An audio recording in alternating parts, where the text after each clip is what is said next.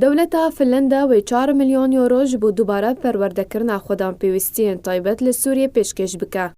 وەزارەتا دەرڤەیە فنلەندا ڕاگەهاند کۆ فنلەندا 4 ملیۆن یۆرۆ ji بۆ پرۆگراما نەتەوەن یەکگرتی یا دووبارە پەروەردەکردنا کەسên خۆدانپێویستیên تایبەت و خەلکên سیڤیل ku rastî birînin matirsî hatine li Sûriyê terxan kiriye. Ji alî xwe ve Tarya Fernandîz, balyoza Finlanda li Beyrûtê got ku kesên xwedanpêwîstiyên taybet û sivîlên ku rastî birînin matirsî hatine ew rastî stemkariya herî mezin di şerê Sûrî de tên û serbar kir ku bêhtir ji sedê hezaran ji xelkê sivîl tendurustiya wan xirab bûye û Finlanda ji alî xwe ve dixwaze alîkariya wan bike. Li gorî netewên yekgirtî ku 2.8 milyon kes li Sûrî xwedanpêwîstiyên taybetin û bêhtir ji 400,000 kes kêm endamin.